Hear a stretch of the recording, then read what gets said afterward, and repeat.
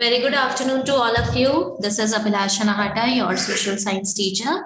So, class, today we all are going to continue our chapter number 3 of your history book. The name of the chapter is Ruling the Countryside. In our previous class, we started this chapter and we have seen how Mughal emperor appointed East India Company as the Diwan of Bengal and Diwan of Bengal, Bihar, and Odisha. After that, we have seen how company was in the huge need of for generating the revenue, because prior they all are supposed to purchase goods in India by importing gold and silver from Britain, but now companies need is to collect the revenue and use that finance for purchasing the goods for exporting to Britain. Okay, after that we have seen the introduction of permanent settlement, and in which zamindars are supposed to take rent from the peasants and small farmers, and they all are supposed to pay revenue to the company, and the revenue paid was fixed permanently by the company. Now there was some problem of permanent settlement. Let us see the problem. The permanent settlement, however, created problems. Company officials soon discovered that the zamindars were in fact not investing in the improvement of land.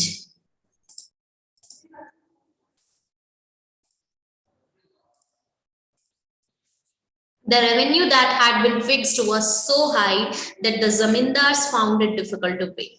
Anyone who failed to pay the revenue lost his zamindari. Numerous zamindaris were sold off at auctions organized by the company.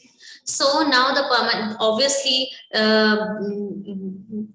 the introduction of permanent settlements came up with so many problems for zamindars also. Company को पता चल गया था धीरे धीरे कि कैसे जमींदार जो है अपनी लैंड को इम्प्रूव करने के लिए कोई भी इन्वेस्टमेंट नहीं कर रहे हैं, और रेवेन्यू भी जो है वो फिक्स कर दिया गया था, और जो रेवेन्यू फिक्स किया गया था वो काफी हाई रेवेन्यू था. ठीक है. So anyone who fail to pay the revenue lost his zamindari. ठीक है. जो भी फेल हो जाता था उसको जमींदारी सिस्टम वो मतलब जमींदारी जो है उनसे ले ली जाती थी, एंड आफ्टर दैट उनके जो लैंड्स थी वो ऑक्शंस में मतलब नीलाम कर दी जाती थी. So our next topic is a new system is devised. By the early 19th century, many of the company officials were convinced that the system of revenue had to be changed again. How could revenues be fixed permanently at a time when the company needed more money to meet its expenses of administration and trade? So now, by the early 19th century, धीरे धीरे अब company officials को भी ये समझ आ गया था कि हम रेवेन्यू फिक्स कैसे कर सकते हैं.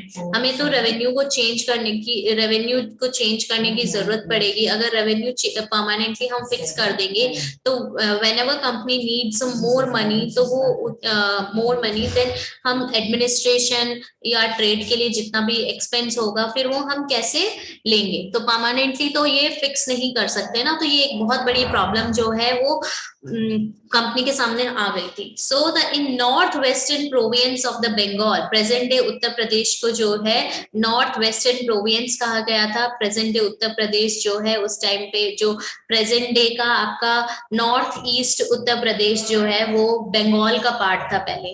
तो प्रेजेंट डे उत्तर प्रदेश, नॉर्थ ईस्टर्न उत्तर प्रदेश, उस टाइम पे नॉर्थ वेस्टर्न प्रोविंसेस था बंगाल प्रेसिडेंसीज का. And Englishman called Holt Mackenzie devised the new system which came into effect in 1822. He felt that the village was an important social institution in North Indian society and needed to be preserved. Under his directions, collectors went from village to village, inspecting the land, measuring the fields, and recording the customs and rights of different groups. The estimated revenue of each plot within a village was added up to calculate the revenue that each village village was known as महल. उस time पे जो Britishers थे village को क्या बोला करते थे, महल बोला करते थे. ग्रुप ऑफ विलेजेस को या फिर जहां से भी ब्रिटिशर्स को रेवेन्यू कलेक्ट करना होता था, ठीक है, सपोज एक ग्रुप ऑफ विलेजेस है, वहां पे उन ग्रुप ऑफ विलेजेस को 2-3 विलेज मिला के उन्होंने बोल दिया ये महल है, इस महल से हमें रेवेन्यू कलेक्ट करना है. हो सकता है कोई अगर बड़ा गांव है, बड़ा एक बहुत एक बिग विलेज है, तो वहां से एक विलेज को भी महल माना जाता था. तो देखिए in British revenue records Mahal is a revenue state which may be a village और a group of village.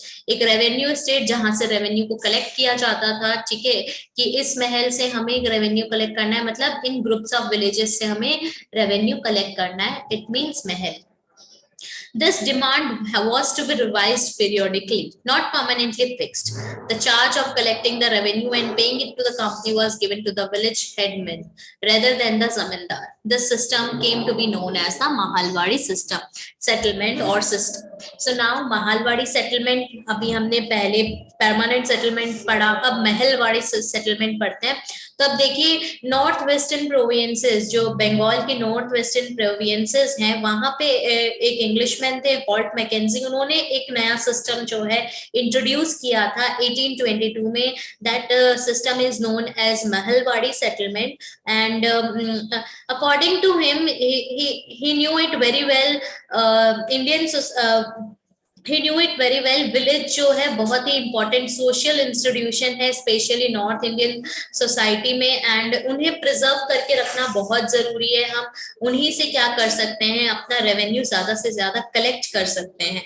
So Holt Mackenzie के डायरेक्शन में जो कलेक्टर्स थे, उनके जो कलेक्टर्स थे जो रेवेन्यू को कलेक्ट करते थे, वो विलेज टू विलेज जाते थे, लैंड को इंस्पेक्ट करते थे और मेजर करते थे फील्ड्स को. जो भी कस्टम्स वगैरह थे, रूल्स रेगुलेशंस थे, कि यहाँ पे क्या कस्टम्स हैं, क्या रिचुअल्स फॉलो किए जाते हैं, उसको रिकॉर्ड करते थे. और उनके राइट्स क्या है, अलग अलग सोसाइटीज में अलग अलग लोगों के क्या राइट्स हैं, उन सबको वो रिकॉर्ड करके रखते थे. और according to the village, after inspecting the land, measuring the fields, after recording the revenue, they calculate the revenue for each village और महल. ठीक है, हो सकता है ग्रुप ऑफ विलेज के लिए भी बोला जाए कि ये 4-5 जो विलेज है, यहाँ पे एक जैसे कस्टम्स हैं, लैंड्स भी इक्वली एक जैसे ही डिस्ट्रीब्यूटेड है, तो हम यहाँ का रेवेन्यू फिक्स करते, यहाँ का रेवेन्यू ये रख देते हैं. तो according to the customs, according to the inspection of the land, measurement of the lands, units of the land, they decided the revenue for each mahal, each village. And after that वो periodically time to time वो जो जितना भी revenue होता था according to their demand, वो revenue को क्या करते थे, revise करते थे, change कर देते थे, और permanently उन्होंने fix नहीं किया था. The charge of collecting the revenue and paying it to the company was given to the village headman. जो village headman है, एक महल या फिर एक village का headman हुआ करता था, उसको ये पूरी जिम्मेदारी, एक ये रिस्पॉन्सिबिलिटी दे दी जाती थी कि you are supposed to collect the revenues from your village and you are supposed to give it to the company. So पहले परमानेंट सेटलमेंट में क्या था, जमींदार को ये रिस्पॉन्सिबिलिटी दी गई थी, but now in Mahalwari system village headman को दी गई थी. और इस सेटलमेंट को क्या कहा गया, महालवाड़ी सेटलमेंट कहा गया.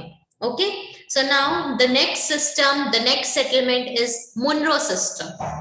Monroe system, in the British territories in the south, there was a similar move away from the idea of permanent settlement. Obviously, अब जैसे नॉर्थ इंडिया में, नॉर्थ बंगाल प्रोविंसेस में जो है, north western provinces of the Bengal में भी permanent settlement को बहुत ज्यादा अप्रिशिएट नहीं किया जा रहा था. Just like that south India में भी इस सिस्टम को ज्यादा अप्रिशिएट नहीं किया जा रहा था. तो जितनी भी ब्रिटिश टेरिटरीज थी ना, ब्रिटिश के अंदर जितने भी एरियाज आते थे, टेरिटरीज मीन्स रीजन एरियाज, जितने भी एरियाज आते थे, वो भी परमानेंट सेटलमेंट के आइडिया को अप्रिशिएट नहीं कर रहे थे. और उन्होंने एक नया सिस्टम जो है डिवाइस किया, इंट्रोड्यूस किया, and that system is known as Ryotwar. Ryot means क्या होता है? रयोत मीन्स कल्टीवेटर और यू कैन से फार्मर, जो लैंड को कल्टीवेट करता है, जो फार्मिंग करता है, उसको हम रयोत बोलते हैं। तो उन्होंने एक सिस्टम डिवाइस किया, that system is known as Ryotwari. In Alexander, captain Alexander Read, ठीक है, captain Alexander Read on the experimental basis उन्होंने क्या किया था कि it was tried on a small scale by captain Alexander Read. उन्होंने एक बहुत ही छोटे से, जहां जहां पे थोड़ी बहुत जमीनें थी, वहां पे उन्होंने ये एक्सपेरिमेंट किया।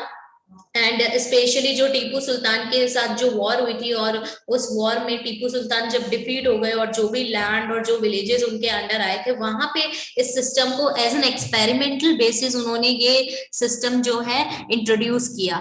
सब्सिक्वेंटली जो थॉमस मुनरो थे, the picture you are looking at your screen, figure 4, Thomas Munro, governor of Madras, ये मुनरो, थॉमस मुनरो है। उनको ये आइडिया रयोतवाड़ी सिस्टम बहुत पसंद आया, ये आइडिया बहुत अच्छा लगा। So he started, he developed this system, Ryotwari system, in all over the South India, जहां जहां पे भी उनका रूल था। तो gradually, slowly and gradually he extended all over the South India, ठीक है, रयोतवाड़ी सिस्टम। इसको मुनरो सिस्टम भी बोला जाता है। सो रेड एंड मुनरो, अब यहाँ पे इसको रीड मत प्रोनाउंस करना, रेड है, यहाँ पे कैप्टन अलेक्जेंडर रेड की बात की जा रही है। Red and Munro felt that in the south there were no traditional zamindars.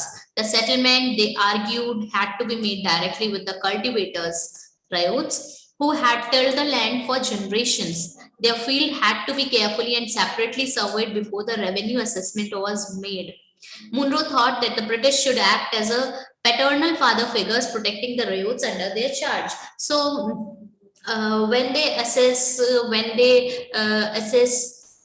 the lands, assess the villages, they get to know कि यहाँ पे कोई यहाँ पे जो है कोई जमींदार्स नहीं है, यहाँ पे कल्टीवेटर्स ही हैं जो डायरेक्टली अपनी लैंड को टिल करते हैं, कल्टीवेट करते हैं और बहुत सालों से करते आ रहे हैं, उनका कोई जमींदार नहीं है।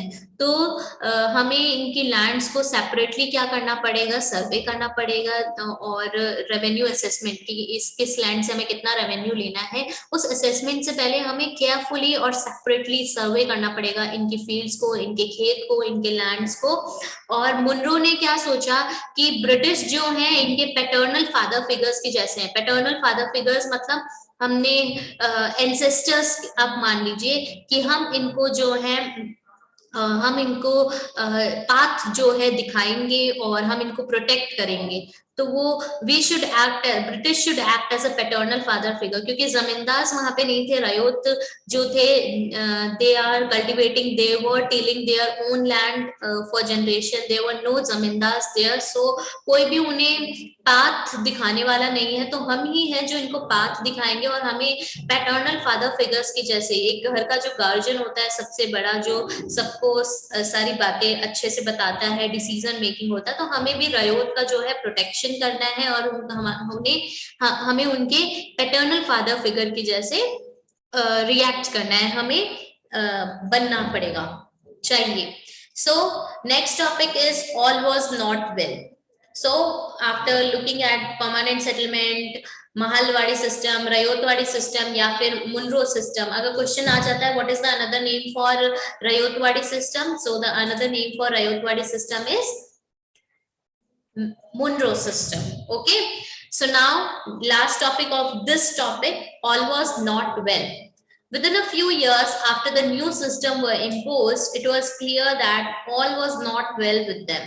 Driven by the desire to increase the income from land, revenue officials fixed too high a revenue demand.